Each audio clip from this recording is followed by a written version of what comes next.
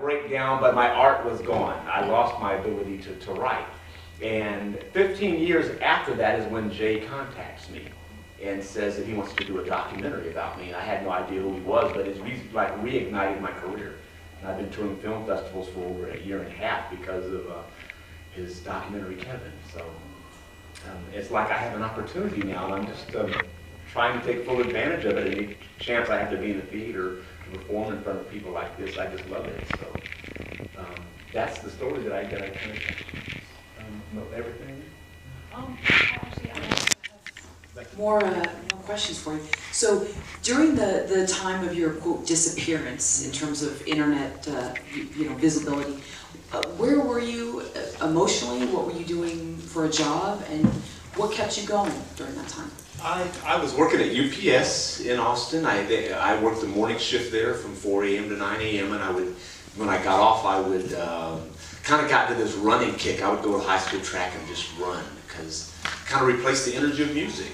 I didn't know how to describe that feeling. I don't know if any of you are artists, but the ability to create was just not available to me.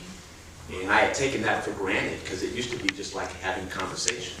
And I was around a lot of musicians and performed and hosted open mics at a really intimate theater. So when you're hearing people always perform and narrate and recite, and you see them act, it kind of, I didn't know this, but that's how you learn. It feeds and then inspires you. So I was constantly writing because of that. But the club closed in 1995, and I just stopped writing.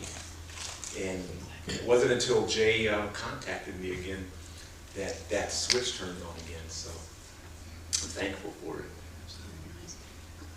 And last question. So what does the Goodbye Promise song entail? What does it mean to you, and how did you sort of formulate what goes into it?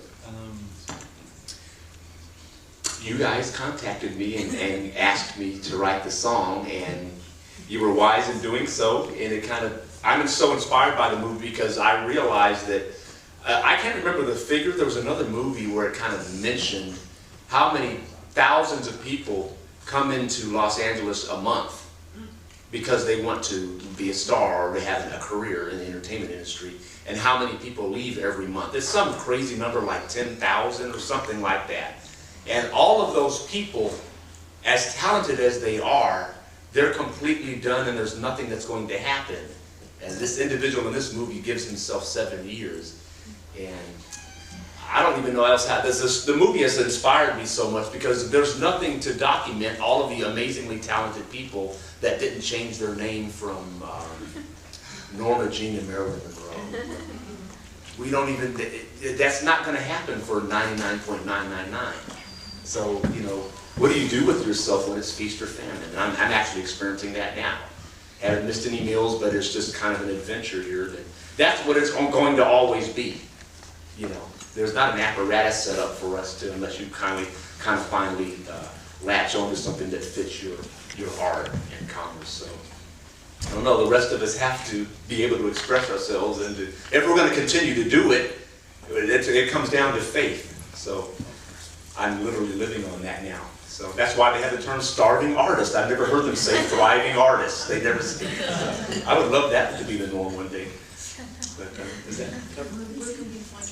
Oh, I have CDs, thank you. I have CDs and DVDs with me, and I won't put any pressure. Thanks for allowing me to do this. But those of you that have I have the documentary and the CD that I would love to sell to those of you who can afford it. And no pressure, but come right up to me and interrupt me if I'm talking to someone else. Don't be afraid, because I could really use it right now. So, thank you so much. With that, I feel kind of guilty now, though.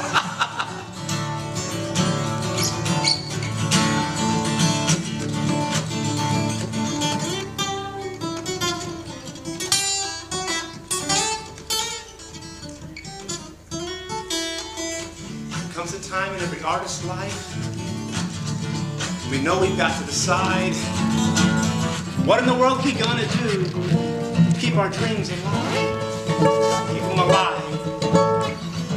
For 7 years I think I'll roll the dice and give Hollywood a try.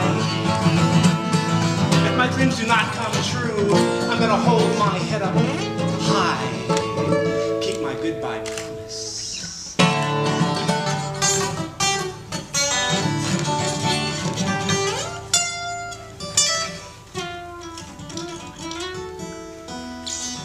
little filet mignon sure would be nice to go with my ramen noodle appetizer. Everyone's got to pay their dues if you want to live the life. So for 7 years I'll pay the price and give Hollywood a try. If my dreams do not come true, I'm gonna hold my head up high. It's my goodbye promise to the sky.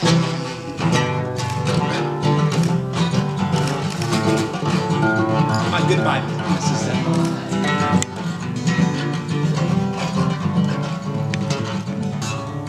I'm gonna always be all right.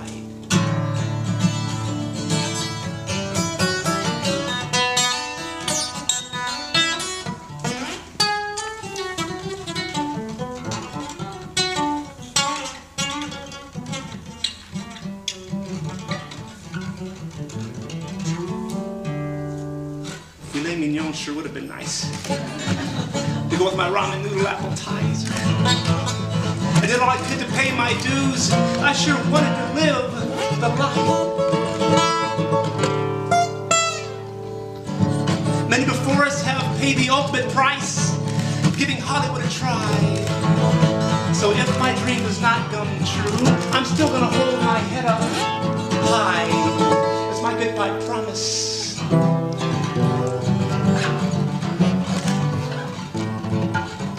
My goodbye promise is that I'm gonna always be all right.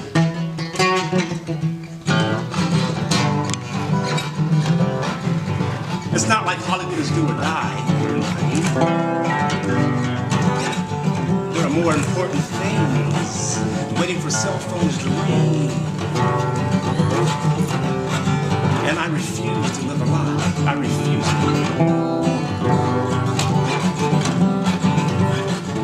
And I've got the perfect alibi.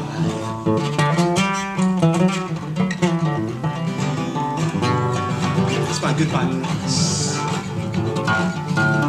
My goodbye promise is that I, being of sound mind, starving artist, wannabe, A-list celebrity wannabe,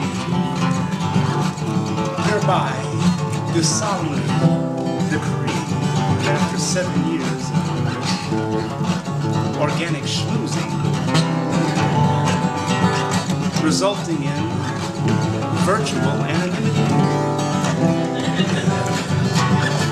I will, albeit reluctantly,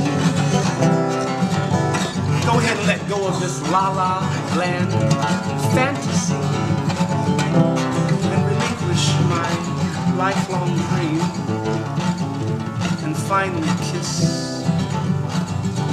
passionate kisses. Hollywood goodbye.